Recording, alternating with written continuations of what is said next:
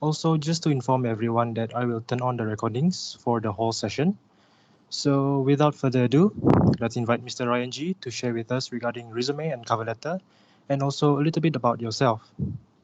Okay, good afternoon, Daniel and Millennium. I think this a great pleasure for me to having a sharing session with everyone here. I think some of those attend today was quite familiar the names. I think they listened before. But anyway, those who ever listen will come back and hope it as a kind of revision. And those new, I think yeah, welcome to the sessions and hope everyone can benefit the session today. Okay, now I'm Ryan. I'm from JobStreet. And basically today we're going to do some simple sharing um, to help everyone here to rectify and to differentiate the resume and cover letter, of course, and also to identify the use of resume and cover letter in hunting for jobs.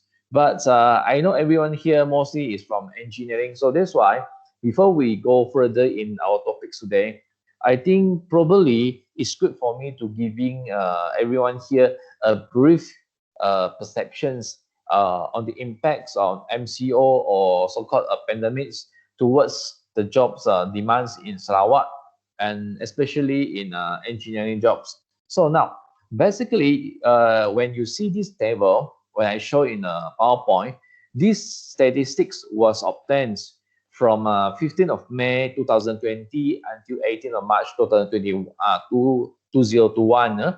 The reason why we collect the data from this date is because this 15th of May was actually post MCO in last year. If everyone still can recall the memory, actually we are listing from released from MCO on the middle of May, whereby everyone can go back to the workplace and continue your job and so on and so on.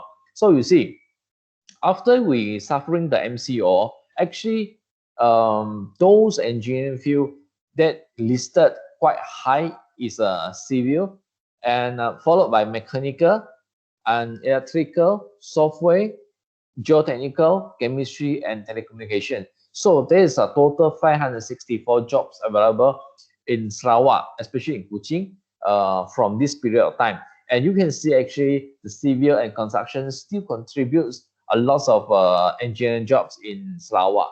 And this is the overall. But we would like to see actually how MCO, how pandemic is impacting or giving an impact on engineering job in Sarawak.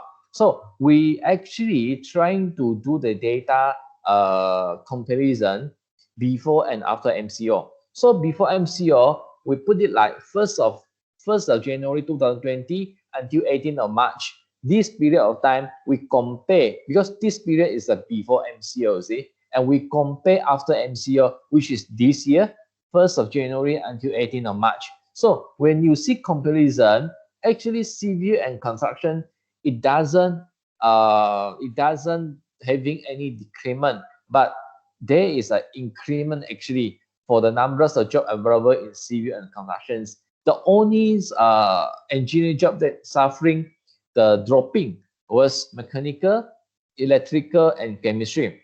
But you can see overall engineering job only suffering 1.91% decrement in the total jobs available in the market. So which means that we can conclude that the MCO happened in Sarawak. I have to insist that this is only true and only tally in Sarawak, not cannot be practiced or cannot be applied in any other state in Malaysia because every single state they have their own norms, they have their own CMCO, MCO, and so forth and so on. But in Sarawak, it seems like the apply of MCO, CMCO, and RMCO, or even pandemic COVID-19, it doesn't give a serious or significant impact on the engineering jobs. So I think everyone here should be happy on these statistics and should be not so worried that this pandemic is going to affect your career opportunity. Definitely not.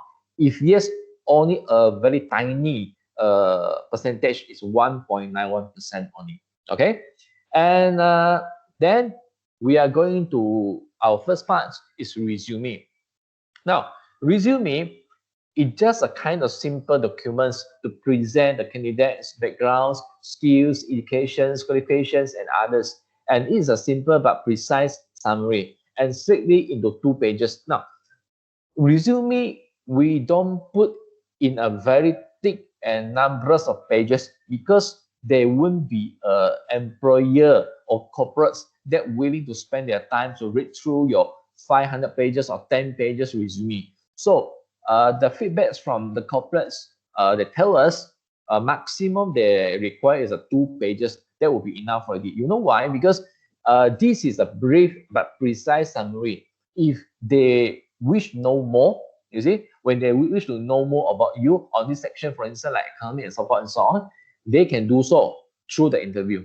All right. So resume just kinds of brief presentation on yourself only. Okay. So do not write more or you call ready your resume in too many pages. So this have to bear in mind. And also, uh, of course, you have a lot of these templates. There's a lot of gadgets to help you to prepare the resume, and there's a 1001 format and so forth and so on. But the basic formats for the resume should start with personal particulars like your name, your age, your IC number. Perhaps this is optional, address, contact number, and photo.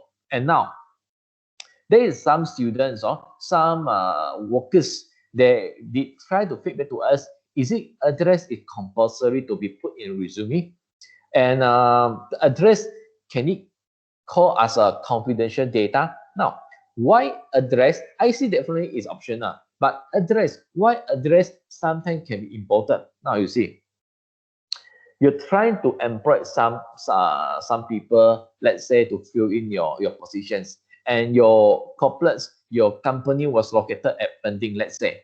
Now, some of the corporate customer, they might not put their address, they might not put their location, but when they do not put their location, the employees did not know actually the exact location of this fellow companies. So when this fellow company receives so many resume, you see, from anyone in Kuching. Now, when he or she HR persons read through the resume, some of the address might put like Syrian, for instance. So those applicants who stay too far away from the company normally wasn't a priority to be put in a interview list because they believe that it was quite wired or quite unbelievable if, let's say, this fellow, let's say from Syria, can travel to Sinikat for working every day. So they might not put as a priority. So that's why address you might not need to put in a full, in a complete, but at least to let your employer knowing what area you are staying in. So there's a basic things. So these are for section 1. For section 2, the academic qualification. Of course, the academic qualifications, we always start from SPM, STPM, diploma, degree, and so forth and so on. And it should be nice if, let's say, you can do it in a table form, for instance, like you have a listing your field, your years, and so forth and so on.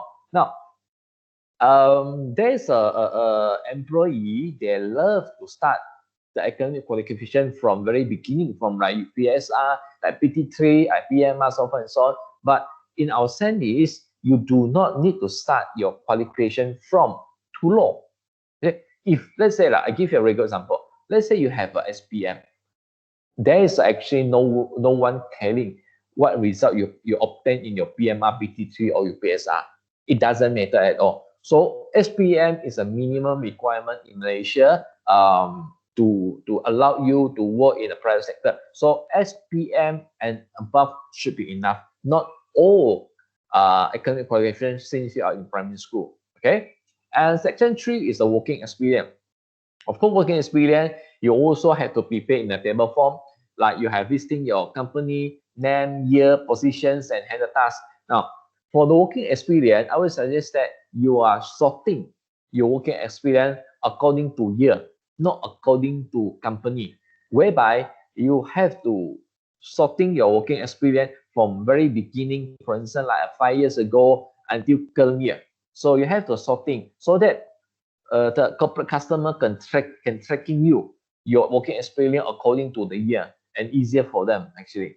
And the section 4 will be extra add-on values like they have any linguistics, IT literacy, professional association, leadership like MAA, MMA, IEM, so on and so on. Now, I have to remind students here, when we talk about the IT literacy, now, when we put back the times 10 years, 20 years ago, those can mastering Microsoft product like Word, Excel, PowerPoint, it should be very good for you to add up as add-on values in IT literacy, but not today. As in today's world, IT literacy means that any kinds of software you can use it a part of Microsoft product, for instance, like Word, Excel, PowerPoint. I give you an example. Let's say you're able to use UBS accounting software. You're able to use AutoCAD software. You're able to use Microsoft projects and so forth and so on, and do budgeting, so forth and so on. This you can put in IT literacy, but do not put Microsoft Word, Excel, and PowerPoint because it seems like everyone should know how to use it. And the linguistic, of course, the major language that you can mastering both in written and reads like Mandarin, English, and other dialects and so forth and so on. And the last one will be referee. Referee will be 2%. Normally for those freshie, I would suggest you put your lecturer or your supervisor in the university become your referees to justify your qualifications and your knowledge and also your skill. Okay, so this is the basic from the resume. I believe that most of you should know better or should know better than me the format of resume, since there are too many templates available, both in offline and online. But when we doing resume preparations, there are some reminder. There are some reminder they have to take in mind. The first one, don't bluffing. Always.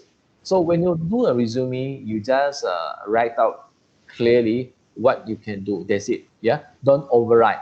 Don't bluffing, because when you are bluff and whatever you perform during interview doesn't match your resume, then probably they're having a bad impression on you. So just frankly list out what you can do. That's it. And the second one only highlights on important facts like name, academic qualification, experience, and other skill. Like I say, your resume should limit to 2 pages and not more than 2 pages. If maximum 3 pages and not more than 3 pages, because the corporate customer does not have so many time to read through your details and your data and so forth and so on. Only highlight those important facts. And the third one, photo in resume. We ever receive a lot of resume, and some of the resume come with a photo from Facebook. Some of the resume come with photo from selfie photo.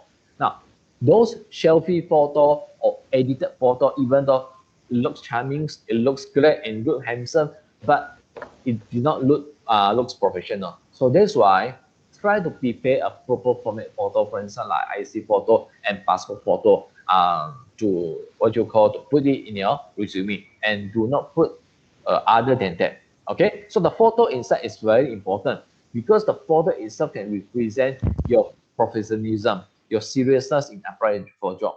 So do not put any selfie or edited photo.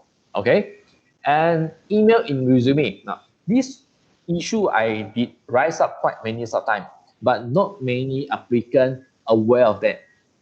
I know everyone should have your own email. All right. This email might be used since you are in primary school, since you are in the secondary school, and since you are in the university life, you see. But this email, it might not reflect a professional or formal way. For instance, like I give you an example. There is a employee they using an email like mybabysarawak@gmail.com. You see, such kind of naming, it it doesn't look good for an applicant to apply for a job. So my advice is, when you are look into a job, if let's say you don't have a proper email, try to create a one. The proper email should, like, for instance, like if you, let's say you are named with Emily, yeah, Emily Chong, let's say Emily Chong 1997@gmail.com, let's say. Good, correct.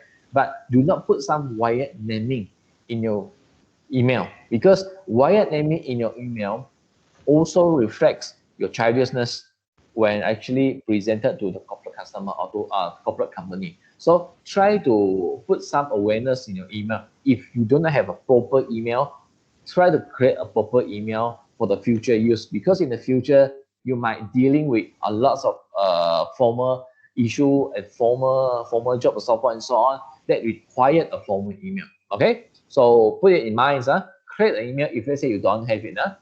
And we told in the the fifth one, file format. Of course, I think this one is no problem for you. Whereby you should use it in a PDF and Word. Of course, by comparative, we are encouraging you to do the PDF and not Word, because Word is changeable, and somehow you might accidentally change, or anywhere can be changed for the Word format. But PDF more secure, because PDF cannot be changed. So you should use either PDF or Word as your this resume format. However, the file, you have to bear in mind, if let's say you put in PDF, try to not put your file or put your resume in too big size file. I think mostly the resume should limited in not more than 2 MB. I think more not 1 point some MB is should be highest already, because it might include those photo only. So the best way to reduce your file size is, do not use too many high resolution templates. Do not use too many colorful or too checky or too flourish templates to become your resume. Now, resume, unless you are applying for something like a graphic designer, then yeah, you wish to use the resume to show your talents in you doing a designing.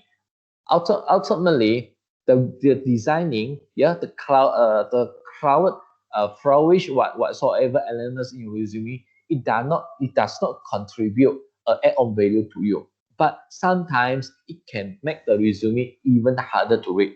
So my suggestion is, try to put your resume as simple as possible. That's it. All right. Because when you are doing it as simple as possible, the size will be definitely not that big. But if let's say you're doing in a full scale of a graphic, definitely they can be achieved until 5 or 6 MB. Okay. So this is the file format and file size. Okay. There is some common mistake in resume, even though it's a small one, but it can be a significant impression for those who applying the job. The first one, now, working experience. Now, working experience, the continuity of the year is very important. Now, I give you a good example. One fellow who has more than 10 working experience before. It means that he or she able to work in 10 companies before. Now, another one who only have 3 companies working experience before. Now, you as a HR, when these two fellow having a similar qualification, similar backgrounds, so who is the one who you're going to employ? The one with 10 working experience or the one with 5 working experience? Now, many of employee might think that that fellow with 10 working experience might obtain the competitor advantage and probably might be employed by the corporate customer. But the reality is, the fact is not. The guys with 5 or 2 or 3 working experience definitely is going to winning the competitor advantage compared to that guy with 10 company experience, because the more company experience shows that your disloyalty. So you see, when you are actually in age, let's say 24 years old, you're able to work with 10 companies. It shows that you are changing company almost every year or changing twice in a year. So if let's say I'm the corporate customer, I won't convince that you can stay in my company in a long time. So when I'm not convinced you are going to stay in my company a long time, I won't think I was going to employ you, because it's no point. When you work for half year, then you go off there and just like a grasshopper. So those who working like let's say 2 or 3 only, It shows that this fellow actually having a very good commitment and loyalty to the company. So I might as well is going to employ him or her as my employees or my staff. So that's why do not put every single working experience. If let's say you have many lah, like you just you just select those related working experience. Like you're a graduate from engineering, and you're applying the job in engineer firm as a site engineer. I know that before you enter Swinburne's, you've been able to become a waitress in this cafe, you become a salesman in this sales store, you become a what you call a part-time tutor in any tuition center. But you have to remember this kind of working experience, how relate to your current position apply.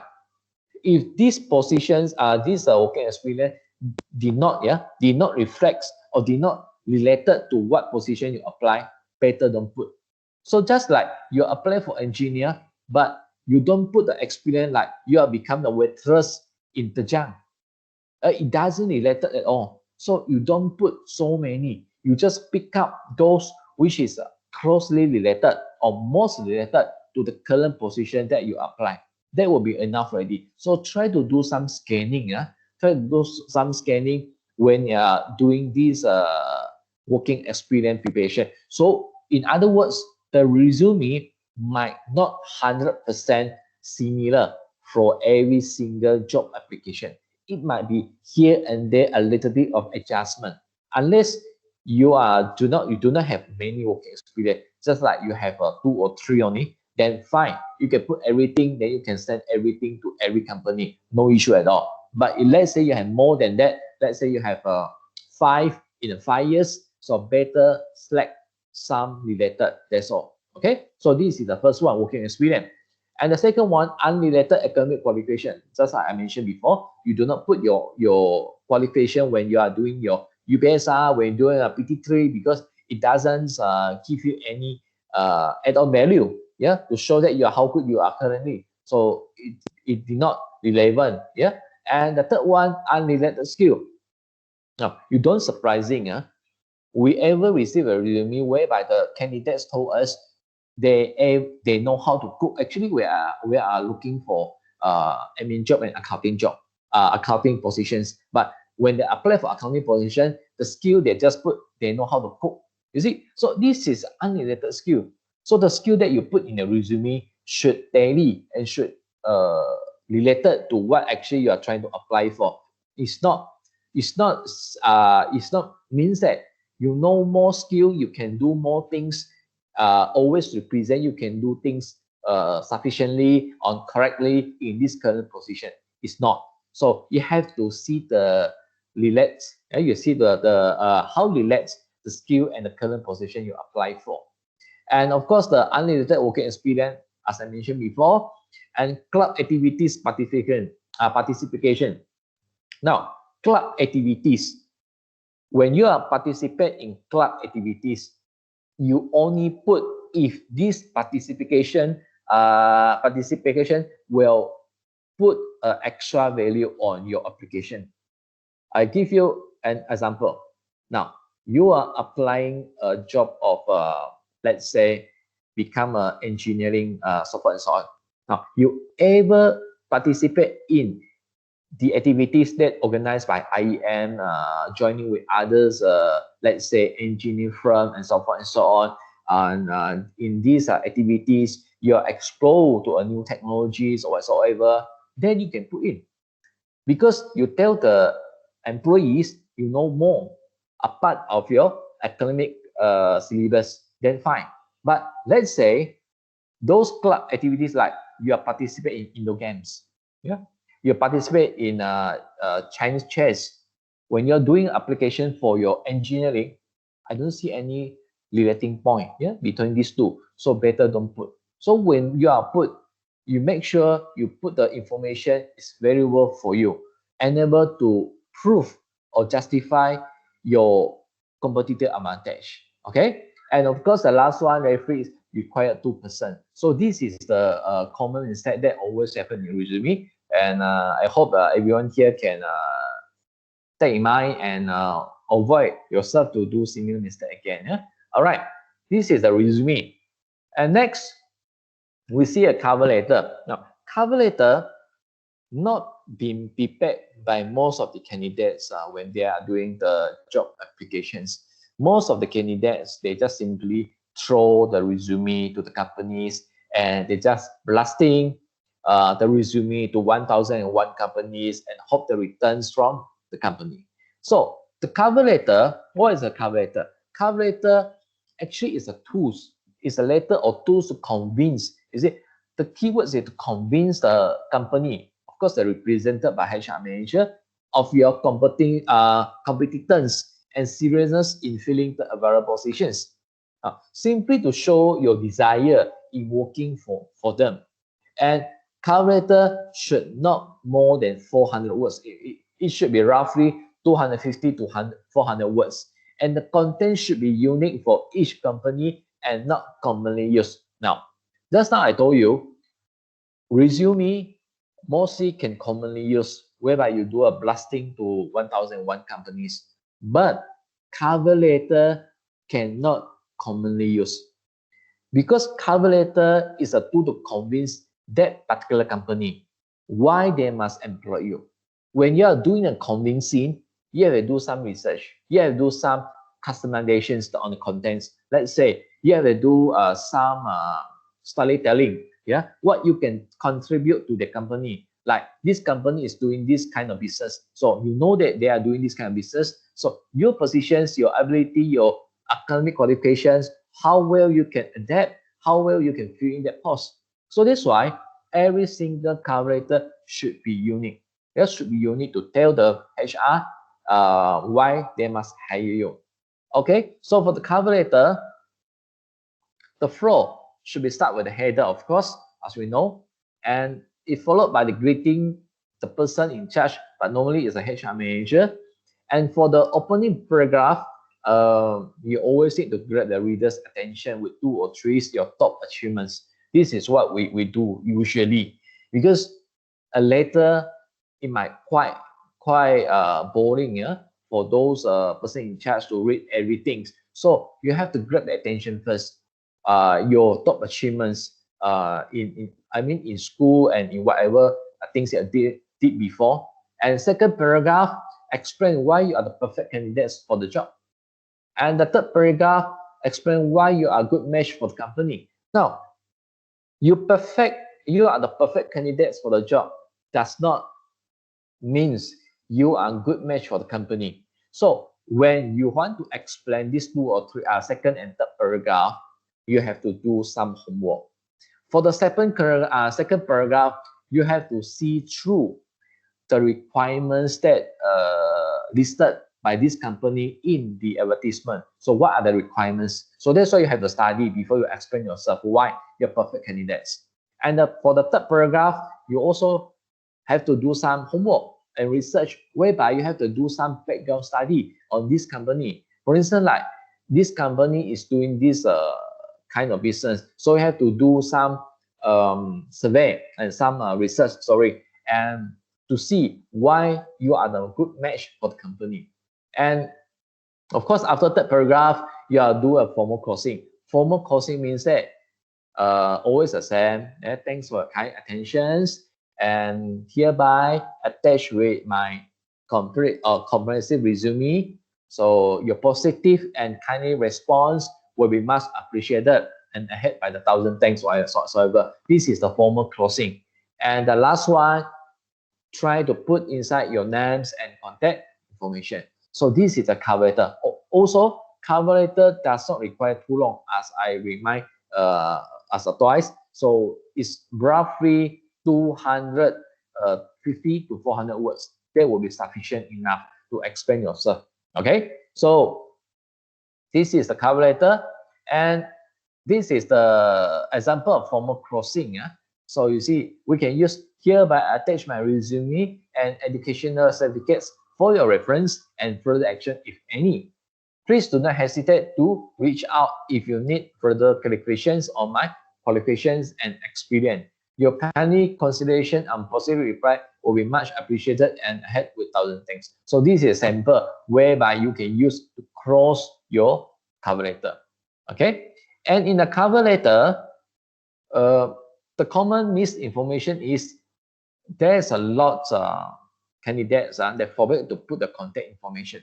Yeah, they forget to put the contact information whereby the company do not how to contact you, and also they do not have the customized reason why they are matched for the company, why they are perfect to fill in the position.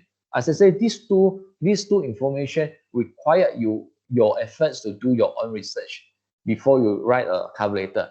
Somehow this made the cover letter looks more convincing, because when you can actually explain why you are matched for the company, why you are perfect candidate to fill in the position, it shows your seriousness and professionalism in applying for the job. Definitely, it's going to make you look better than others, and you gain your opportunity, yeah, to be called to interview. You see, interview is a stage whereby you send yourself directly to the customer.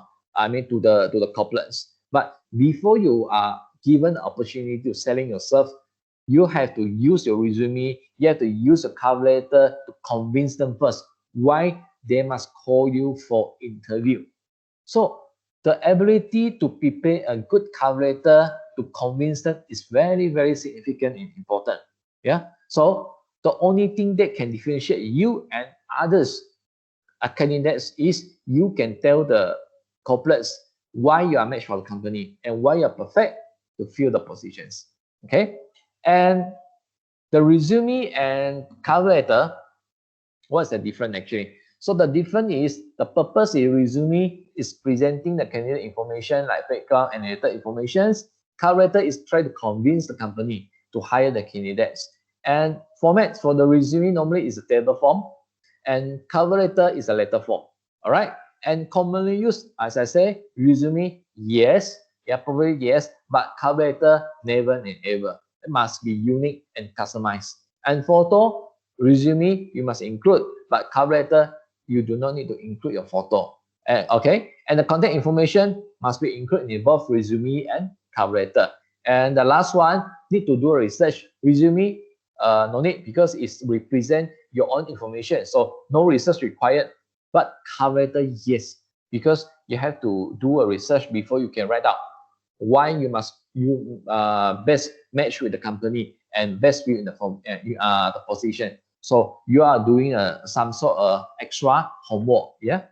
Now, this one redundant, we see it already. So this is repeat already. Yeah. Okay. Now, last word.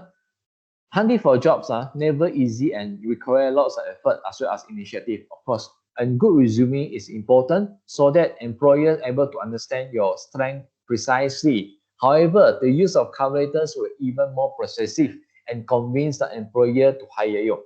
So I would say resume is just a tool to present your information precisely and in a summary form. But the most significant tools to convince the corporate why they must hire you or call you for interview is the cover letter. Because the cover letter itself is a unique letter. It's a unique one whereby you have to customize from company to company. You cannot commonly use for every single company. All right. So there's a reason why you have to put your efforts in writing your cover letter, not only attach your resume but also with your cover letter. Okay, so I think that's it for today. So thanks, Daniel. So maybe you have any question to ask for? All right, so now will be the Q&A session. So if anyone has any question for Mr. Ryan, you may turn on your mic or um, use the meeting chat to ask your questions. Yeah, maybe you would like to know more about the current job trend and market trend and so on and so on for the engineering. You're most welcome to ask for. Yeah. All right.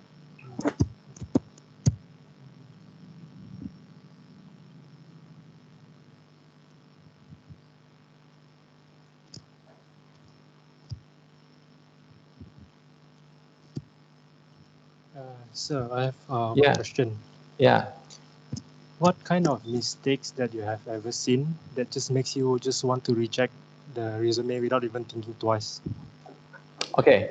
The resume, the first one, the resume too simple, and there's lacking of too many informations. And I actually the worst thing that I've been seeing in resume is what, we ever receive a resume in a notepad form, an Excel form. Can you believe that?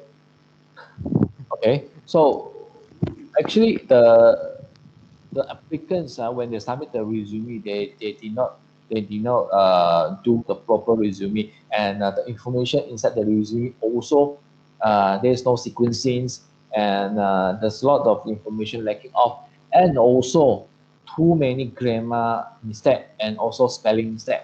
So we won't think twice, this kind of resume. We won't ask for the interview, definitely no. Ah, I see. Okay. Uh, How about the rest? You have any questions? yeah. Any questions? I can still recall some of the uh, young boy, young girl here been actually attend before.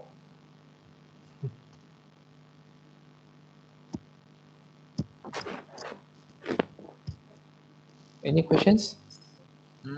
I do have one question for you, Yeah. Mr. Ryan. Hi, good Um, afternoon. Hello.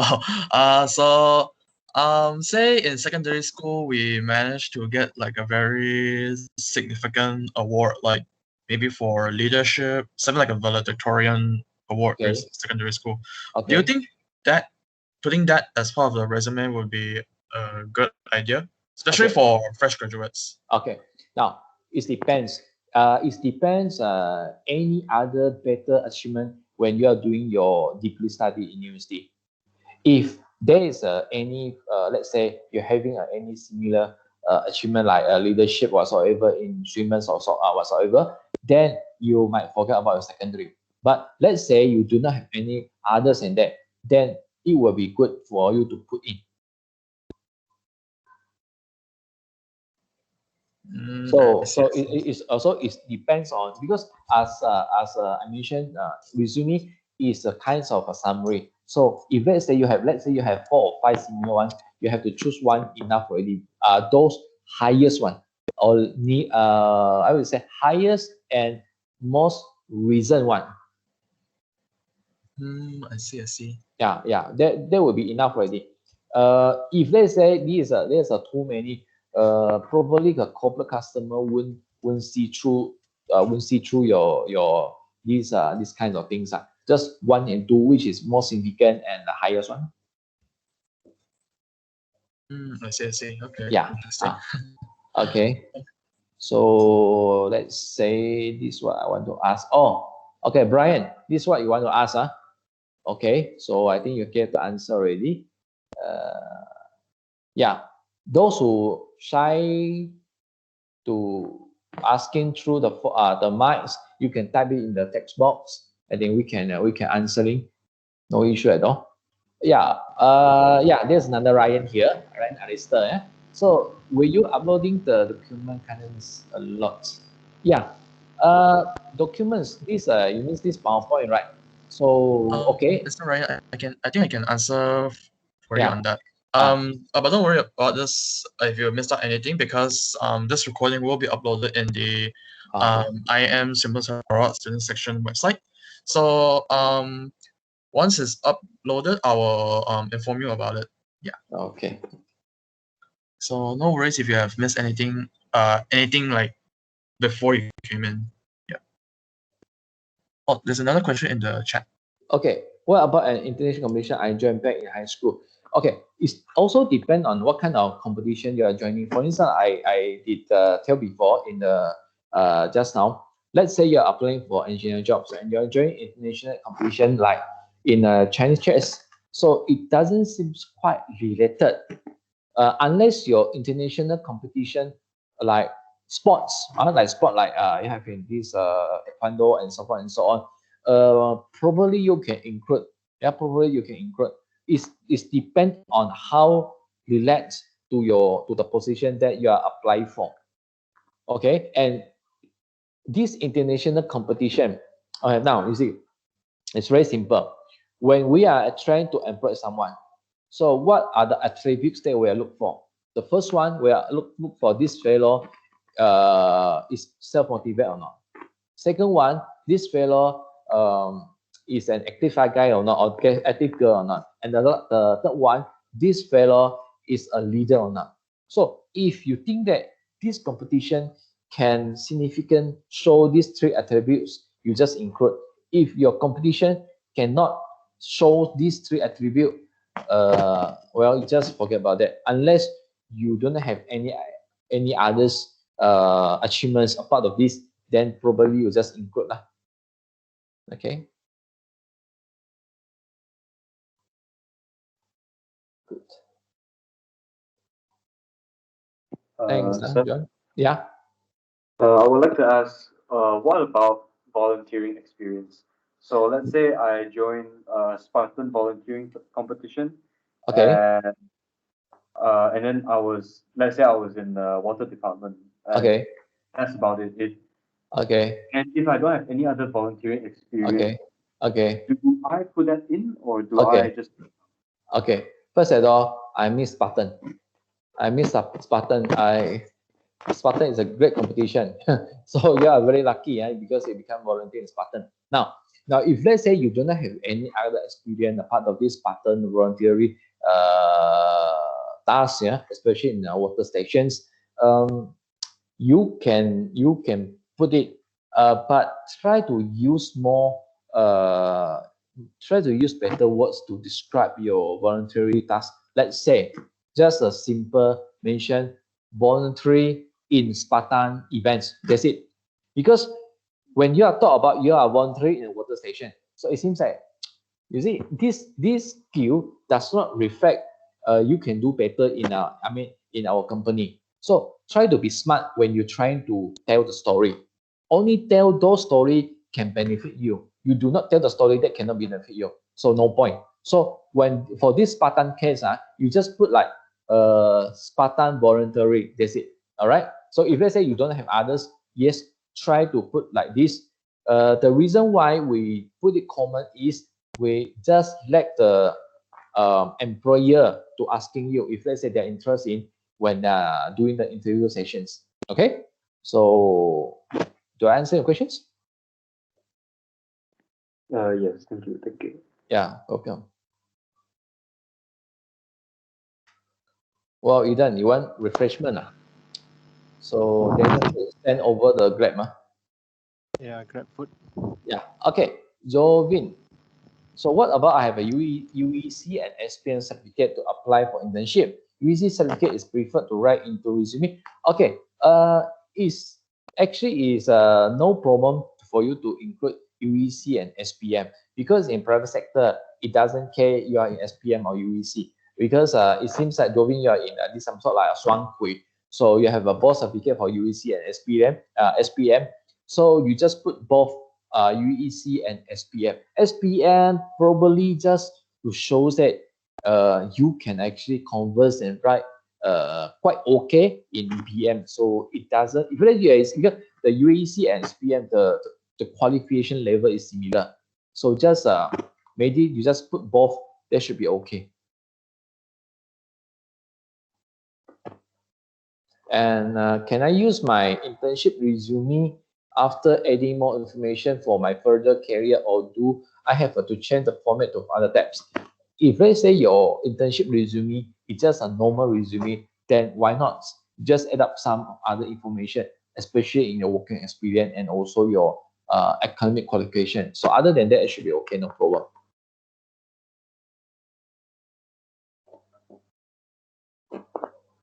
Okay. Any others? I think quite fortunate for everyone here to study in engineering related field, because as I told everyone in very beginnings, it seems like the pandemic COVID-19 did not give a significant impacts on the job demands in this particular field, especially in Sarawak. The consultant side still require a lot of civil engineering. There's lots of mechanical, electrical also, and currently, quite surprisingly, we noticed that the software engineering also in a high demand because probably because of more and more, I would say, digital economics been recommended by our Sarawak CM and so on and so on. So it's, for engineering side, it's quite okay. What is the jobs that are mostly affected? Okay, definitely the job mostly affected is related with the tourism and also the event side. So we can see those jobs like sales also having a great impact. And from last year, before COVID and after COVID, we see that the numbers of job in event side and also from this tourism side like hotel, hospitality dropped sharply, almost dropped 95% and above. So these two industries, it should be takes quite long time to recover, even though we have a vaccine. When you see the speeds of vaccinations, I think probably we have to wait until the first quarter of 2022 to complete. We call it as a group vaccination. 75% of the people vaccinated, and after vaccination, there's lots of uncertainty. So I think most of the country won't open the boundary quite soon. Probably maybe the next second quarter in 2022. Then they open the boundary. So that's why hospitality and tourism is still quite bad. But in Sarawak, we have to thank God for Sarawak situations. You notice that? I don't know whether you noticed it or not. Even though there's a lot of these impacts for the COVID on the economics in Malaysia, but do you notice that in Sarawak, the impact does not really feel by us in the society? Because in the Sarawak economics, our GDP, our economics is not heavily depends on outside economics. Where it means that we did not heavily depends on export, imports, and so forth and so on. We actually mostly depend on our own domestic demands. So that's why when you are depend more on domestic demands, even though you have a bad recession in economics, it does not actually really too bad for the common economic in Sarawak. So that's why most of the field in Sarawak still okay. And the numbers of job in the markets, quite surprisingly, in March, for information, we are actually achieving the highest actually throughout these 5 years. So I think Sarawak still okay to overcome the COVID compared to overall Malaysia. Okay, Aiden, let's say HR staff open our resume for the first time. What is the first thing they will notice or take notes to judge the writer? Okay, the first thing, of course, I have to be frank to you. Even though we say that don't judge the book by the cover, but unfortunately, everyone judge the resume by the photo. There's a quite frank fact that the first thing they see was the photo. So that's why I said the photo, you have to prepare a formal and proper photo and to attach with the resume. And after the photo, of course, the working experience. After the working experience, then required or demanded salary, and the last third will be others. So these are the section that HR staff always see through when they actually see your resume. But of course, the overall format, like I say, is important. When your resume looks too many flowers thing and too many graphic, sometimes it can see this fellow a bit childish. So as I say, because we want to employ someone who are matured, so that's why you have to do your resume maturedly in a matured way. So do not put too many graphic and so forth and so on. I think this is the most important. Make it tidy and simple. That would be great already. Okay, then.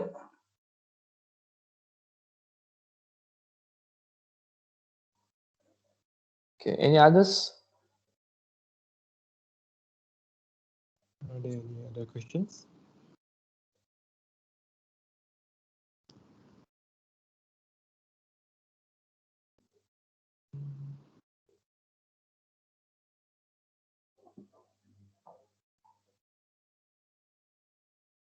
Okay, can.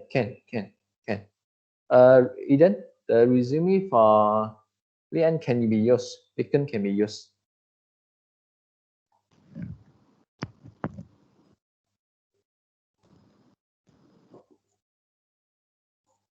Any others? Welcome, Eden.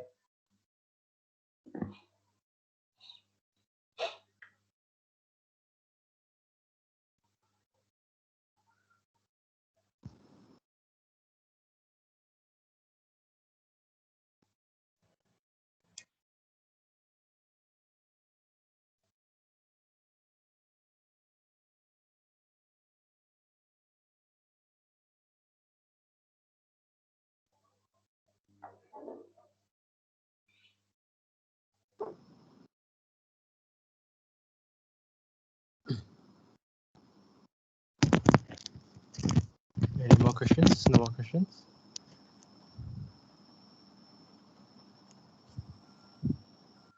Hello, can anyone hear me?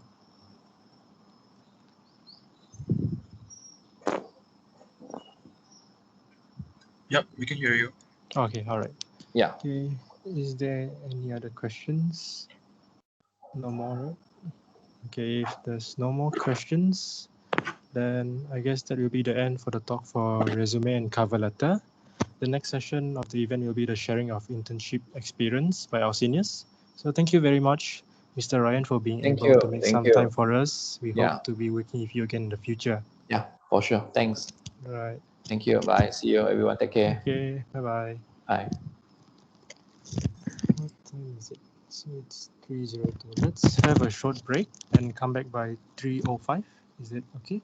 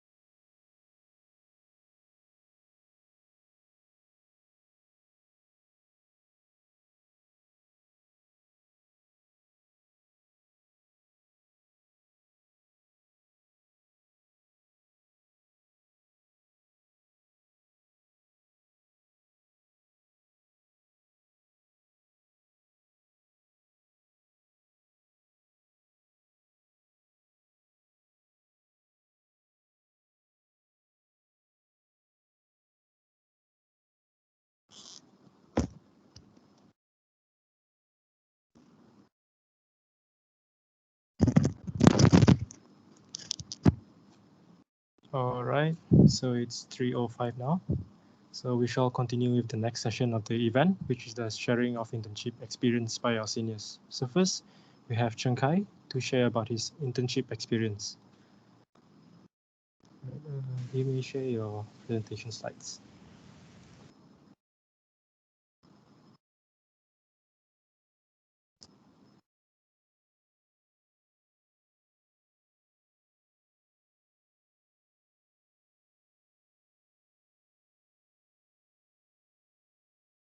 Cheng Kai, are you there? Yes. Okay, all right. You may share your screen. Yeah, you can share a screen now. It's your you're the first one to go for your presenting their experience.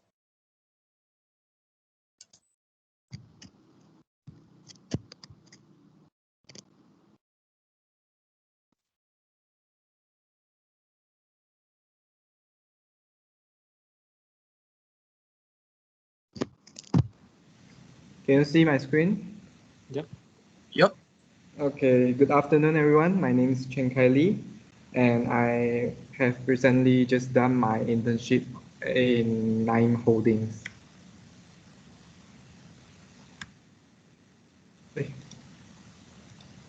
Okay, so I will be talking about the company background, my task and responsibility in Naim, and the working environment.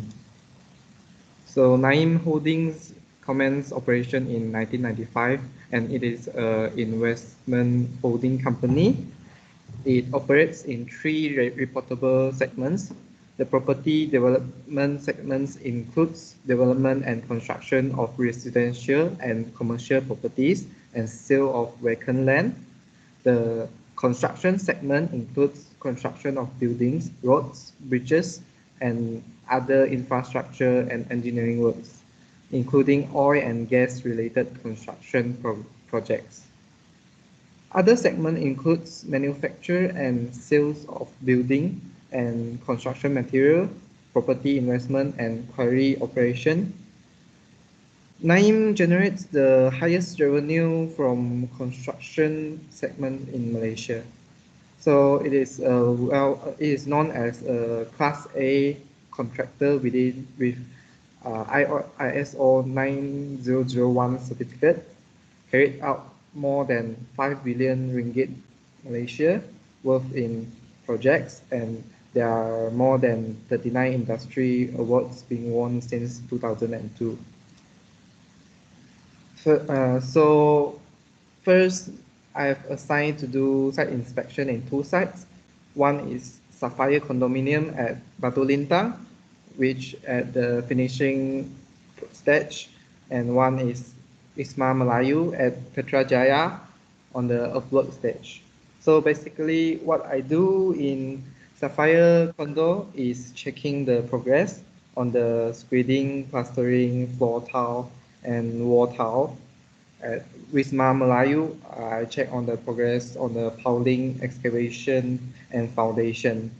And then I will report it back to my supervisor.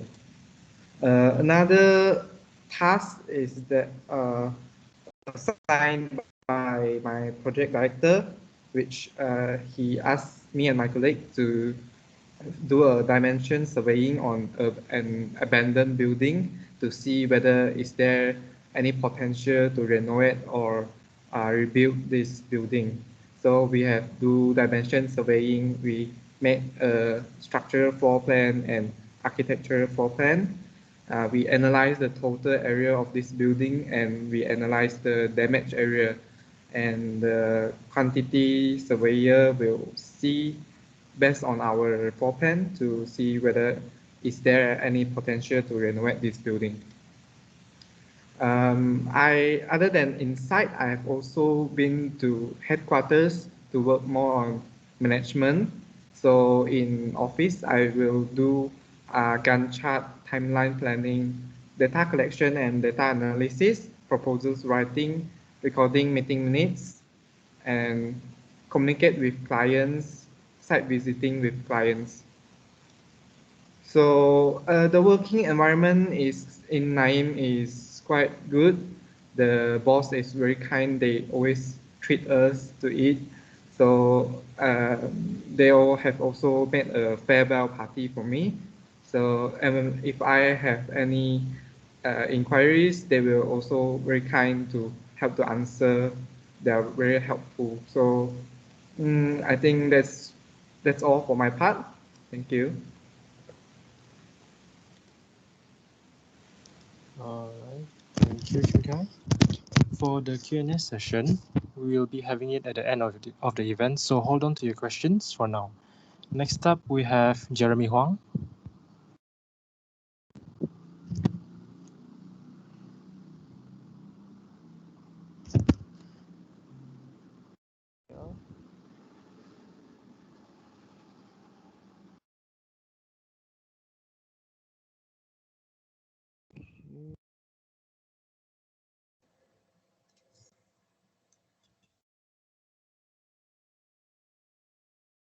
Hi everyone, can you all access my screen?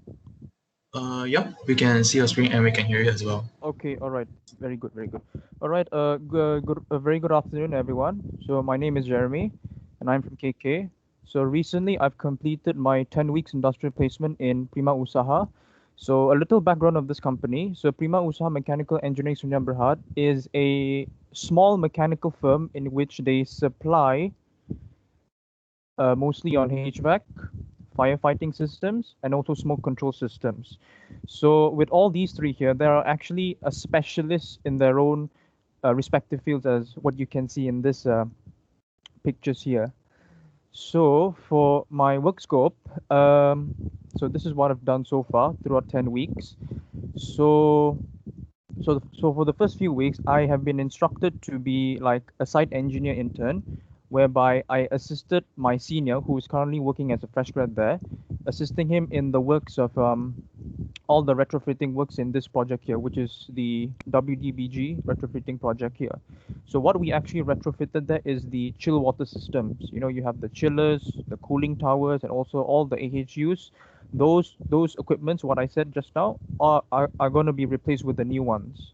Okay, so as you can see, in one of the pictures there, they are removing the old centrifugal pump to be replaced with the new one, and also above there, here, can you see my mouse? Yeah, I think here this is actually an AHU here, so they're actually installing a new one. So this is actually a new AHU here, and these cooling towers here, this is actually a cooling tower here. These are actually new ones as well, and they have been transported by a crane from the ground floor all the way until the top floor.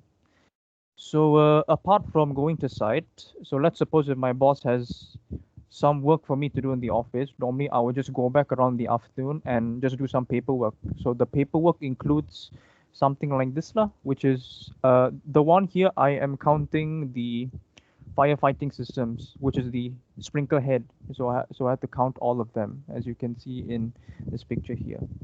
So apart from these two sites, I also had another site where my boss instructed me to go. So this is called the IPD project.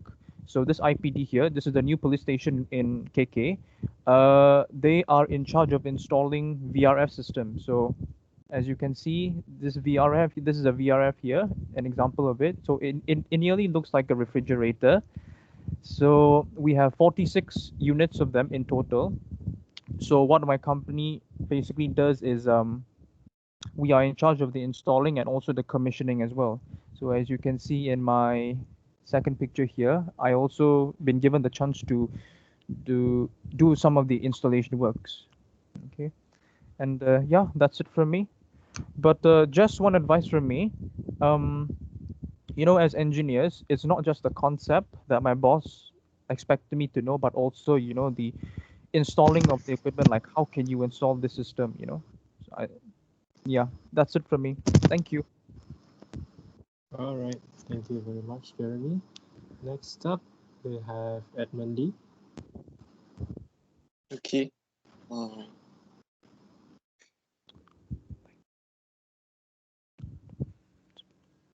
okay. Do you all can see my slides? Yeah, we can see your slides. All right. So hi everyone, my name is Edmund and I'm a final year E student and I'll be sharing my past internship experience at Science. The full name for Science is Sarah Information Systems. Okay. So it has been in Sarawak for 30 years, started in 1991, a private company wholly owned by the Sarawak state government. The head of the board of directors is our chief minister of Sarawak. It's also internationally recognized software solutions and IT service provider, who is mainly responsible for Sarawak digital transformation and also digital developments, right? So the divisions that I was in during my internship is research and consulting divisions. Inside there, there's a split into two sections. One of it is research and innovation sessions. Another one is consulting sessions. So for research and innovation sessions, the tasks will be looking into new technology areas and doing research upon it. The range is quite wide, from AI, IoT, cybersecurity, cloud computing, 5Gs, and yeah, all you can see from here. Okay. Then for consulting sessions, best case is they will be providing consultants to businesses and then improving their business model or management through our new research that we have been found. The whole divisions workings model will be more like a McKinsey, BCGs, Accenture's or consulting companies that if you have heard before, right? So the assignments during my time was to research on wearables technologies and suggest to the management team. As you all know that for IT persons, much of their time will be sitting in front of their desk, looking into the computers. So it's quite unhealthy for a long time. So the management team would like to improve this and also monitor on every employee's health status. So after having the research, I will also need to produce the wearables prototypes. The flow is quite simple like this: research and writing, then moving to prototype development, then having a tech sharing. So in science, they will be having sharing sessions every 3 months after the one's project is done, and then the research engineer will be sharing to everyone's of what they do. And so the respective department will pick up the skills and also continue for the developments, and the research engineer could look into other topics, right? I'll walk you all through with one of my reports, but just briefly, right? So for my research, I think I started with smart devices and what types are they in, and specifically looking into smart watches and how these smartwatches are linked as healthcare IoT devices, how their data being collected, extracted, processed, and showcased into a dashboards, right? Like the metrics as well. Then the vendors started to compare every brands with a budget set by the management team, and then mainly it's also features is the most important. Okay, then the recommendations. Okay, so one of the recommendation is that the management team could actually have one best model with a budget that if the employee wants to uh, purchase a higher level or advanced model, they could top up by themselves, right? After that, which is after the research will be prototyping, then started to look into is the wearables data extraction workables or not. And this is the system architecture flow charts, right? So the ultimate aim would be data attracted from the wearables into science database, showcased in dashboards, and then monitored by the HR team, right? Okay. My reports towards current work progress at that moment, and some of the screenshots, like have been developed an Android apps, push the data to SQL, create a simple HTML dashboard. So that's quite some IT things that was learned in here, such as Android Studio, PHP, Java, Kotlin, SQL. Right. Then suggestion towards the management team on what's the potential future developments and how can they continue these projects in other departments as well. Right. So for my overall experience, I would say science is a very techy environment where everyone would be very enthusiastic towards technologies. Where one of my colleagues are even doing automations and testing drones inside the office. And then the projects on is quite flexible. It's like 3 months. The topics will be chosen by yourself, and then you want to look into, but it definitely needs to be linked towards Sarawak developments because it's a Sarawak company as well. Yep. Then I will also say that the whole process is quite similar if you are doing your FYRP, then you will keep on learning everything and share it with everyone. So one example that I can give would be if you are looking into blockchain or new things on blockchain, after you have been developing it, then you suggest how can that thing be improving our Sarawak pair. Then the blockchain team will take it up and then you'll be continue to learn new things, look into new areas of research, right? So thank you very much, and that's all from me. All right. Thank you, Edwin. So lastly, we have Chedrick Yo.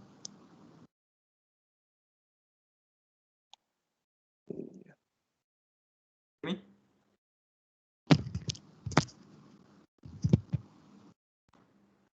Can you guys hear me? Yep, loud and clear. Okay, cool.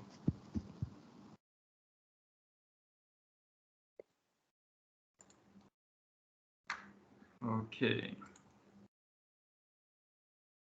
Hey guys, my name is Chadwick Yo. I'm a 4th-year mechatronics student and I did my internship at Willow Glen, Malaysia, Sdn Bhd. So a little background on Willow Glen, Malaysia, Sdn Bhd. Willow Glen is a Malaysian company. This is its address, its website, incorporated date, and its paid up capital. This is a picture of it on the left, on the right.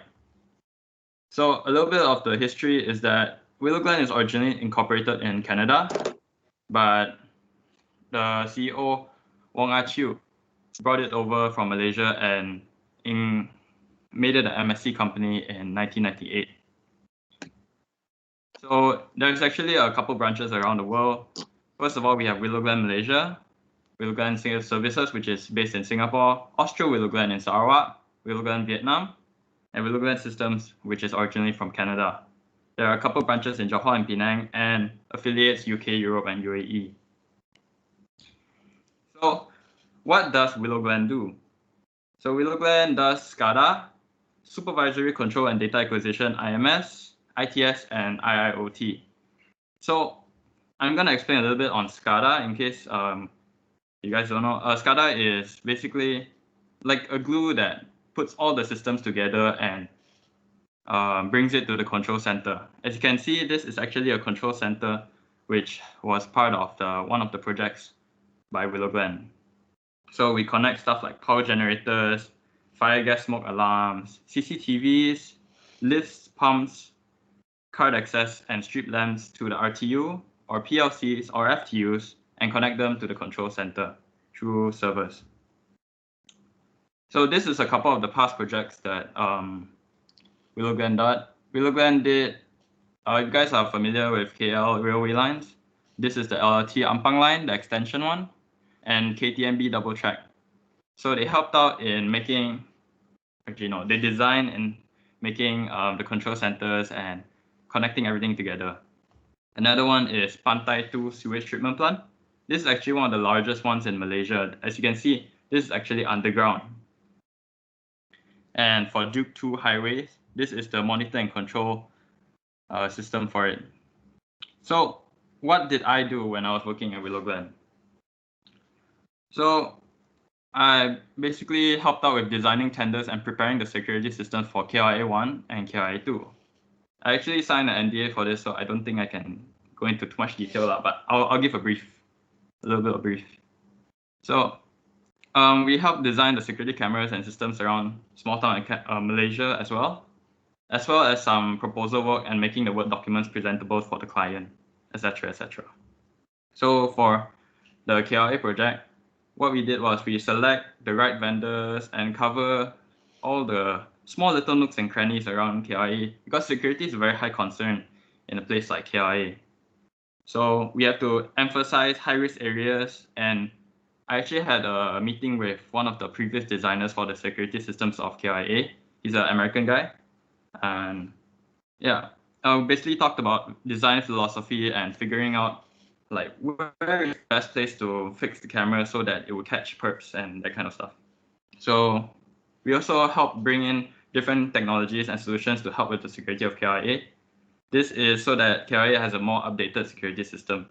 And yeah, more of this just documentation, making sure all the items listed are accounted for, and the project proposals for the whole project. So this is the team, SCADA IMS. So the working environment is very nice, although I didn't really get to spend much time in the office because on the second day of internship, MCO was announced and I couldn't be able to be in office. So most of my interactions with the team was from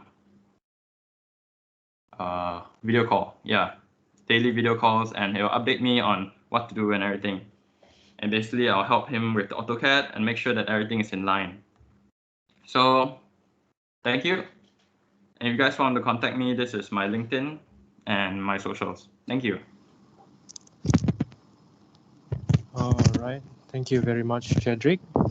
Now will be the Q&A session. If anyone has any question or doubts, you may turn on your mics or use the meeting chat.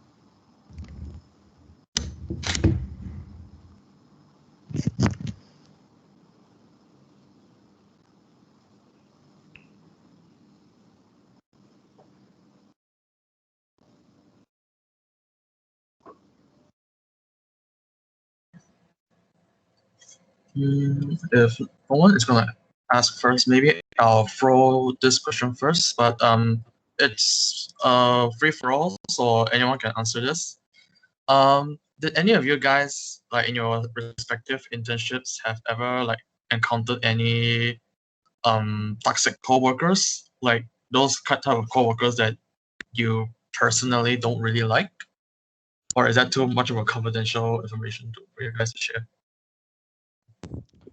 In the company that I worked for, no toxicated workers, but some of them prefer to work alone. It's because they've been doing it for quite some time already, so they're much more used to that environment, just to be a solo player, lah, so to say.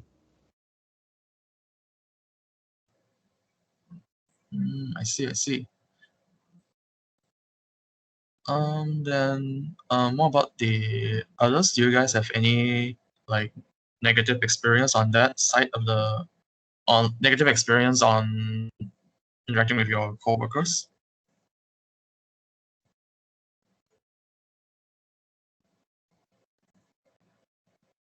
I can't speak on this, but because I was mostly work from home, so yeah, I only had contact with my boss and a couple other coworkers at the time.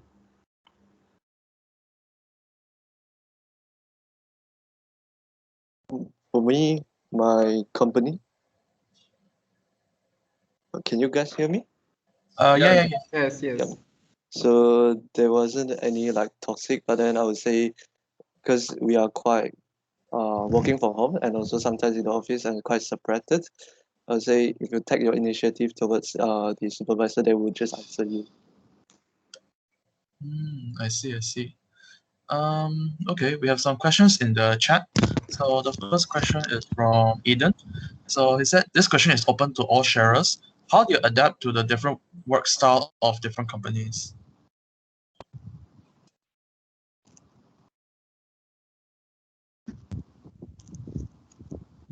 I go first?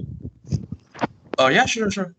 Yeah, so how did I adapt it to the working style in the previous company I had? Okay, first things first, in order to adapt, you must, how should I say, you must what is that word? First, you must gain the respect out of mostly everyone that you're working with. Like for example, the labor workers at site. Like small helping actions, like for example, help them to carry stuff, that is also in a way you're earning their respect. So in a way, once you earn their respect, you get to be friends with them. So when you started to build that friendship there, in a way there's already like a two-way connection there, you know. I know me and you know you, I know me, I know you, you know me, you know, that type of thing. So in a way, it's much more easier to communicate, easier to do work lah, you know, something like that. This is just based on my experience in my 10 weeks experience in my internship. Thank you. All right. What about Chinkali? Do you have any like opinions towards Eden's question? I have no, I didn't work for different companies, but I did work for different places, like from site to office.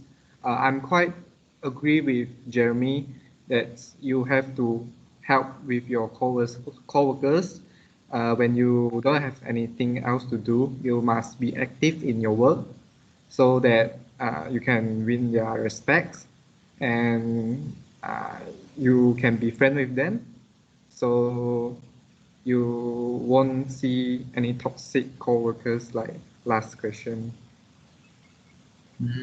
I see, I see. Okay, so another question from Chan Lap Hang.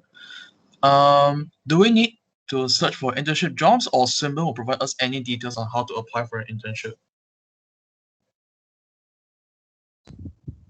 Actually, both. You can also search on your own, or you can apply for the ones that Swinburne has already shared in Canvas. Or if you have connections, that would be even better lah.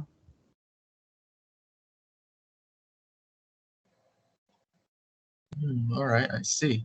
So, any more questions from the floor?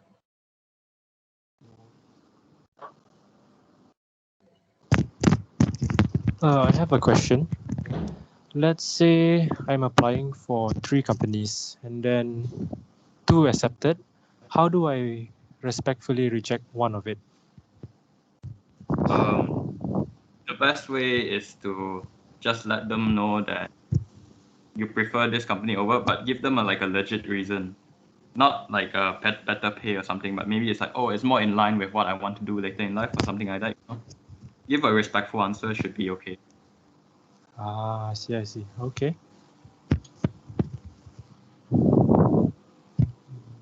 Any more questions from the chat?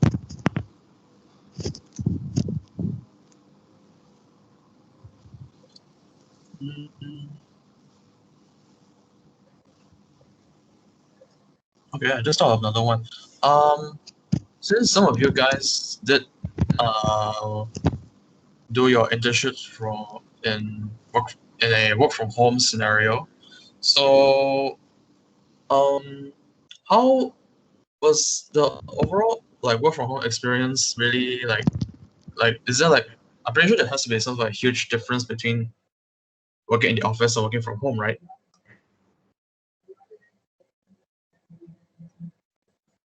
Can I answer this? Yeah, sure. Okay. Because most of my work is done in the office, so when working from home, as long as the people that you work with know how to use video calling services, that kind of thing, it should be all right, I think. Even in a lot of ways, I think it should be even better because if you guys can communicate very well, then you can have more energy at the end of the day. Some more. It's not you don't have to drive all the way to work just to like meet with them and sit at your desk every day. You know what I mean? I see. Can I answer this? Yeah. Because Yeah, I sure. mostly work in office and site. I only work from home for 1 week, but in that week I feel that it's quite boring because my work is basically done like site inspection, so I need to be there to do my work. So for my course, civil engineering, it's hard to have hard to practice work from home lah, I think. I see. Okay, so we have another question in the chat. How long should you wait before finding another company to intern in?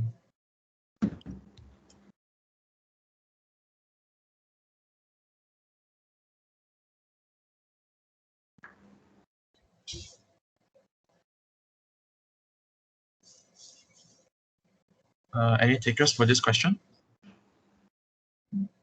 I'm a bit confused. What do you mean by that? What do you mean by? Yeah, me too. I'm a bit confused as well. Like, can you be specific on how long is that waiting thing? Is it like during your semester?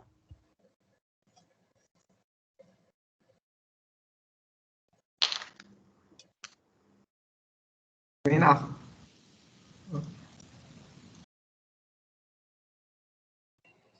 Okay, he said yes during semester. Oh, okay. During semester, how long should you wait before finding another company to intern in? How long should you wait? Okay, okay. Oh, okay. Okay, that makes okay, that makes sense. Okay, if that is the case, then you can call the company, because for me last time I actually did waited for around 2-3 weeks, and my boss contacted me asking me that do you so want to do it with me in my company? So I said yes. So I think for your case, yeah, just give them a call. Just give them a call. If let's say if about 2-4 weeks no replies yet. I think you should apply for many company at one time, not one by one. I'm gonna second Chen Kai Lei say that you have to apply to a lot just in case, you know.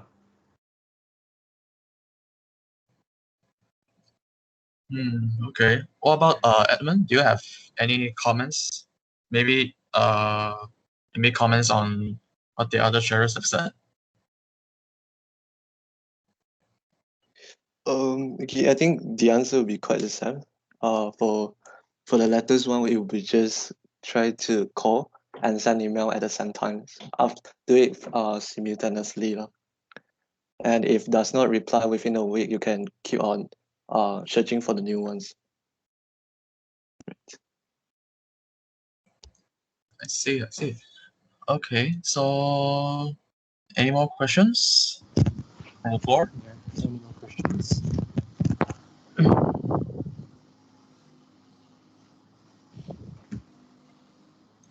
Okay, there's one more question. Oh, there's another one from Serena Lim. How long do they take to contact you though?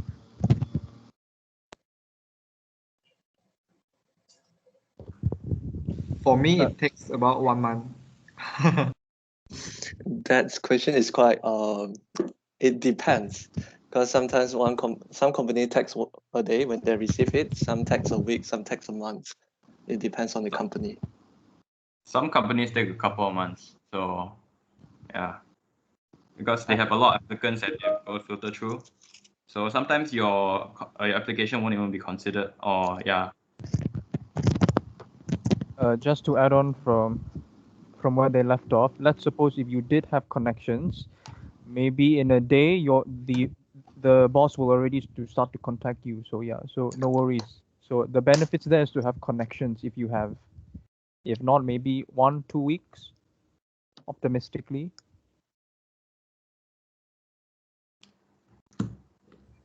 Just want to like further extend the question. So basically, it will depend on the size of the company, right? The bigger it is, the longer it will take, right?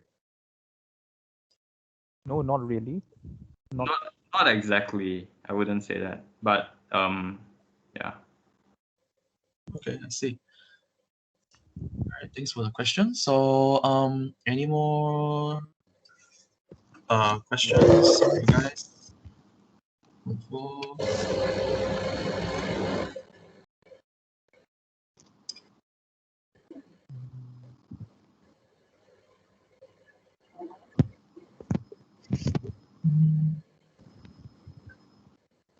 No? So I guess that will be the end of the talk. Right? No more questions.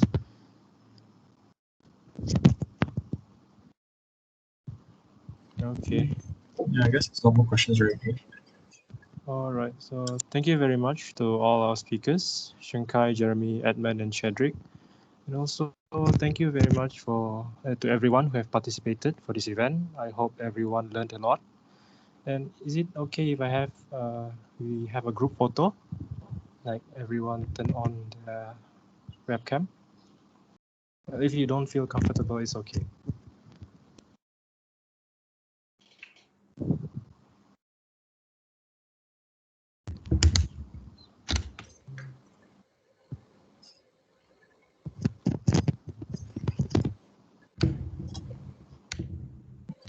Okay, so we got some people slowly turning on the webcam already.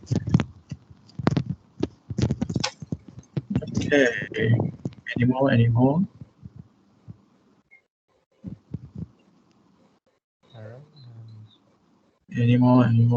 No more already? Okay, so 3, 2, 1. Where are? Okay, 3, 2, 1.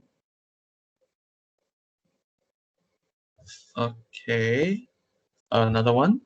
3, 2, 1. Okay. Okay. And that's all for today. Thank you very much once again, everyone. And one more thing, I need everyone to fill in the feedback form before leaving the meeting. All right, thank you. Yeah. The feedback form is already in the chat, so do fill it in so that future events will be much better than what we have right now. So again, thank you to our 4 speakers for the day: Chen Kylie, Edmund, Jeremy, and Chadwick.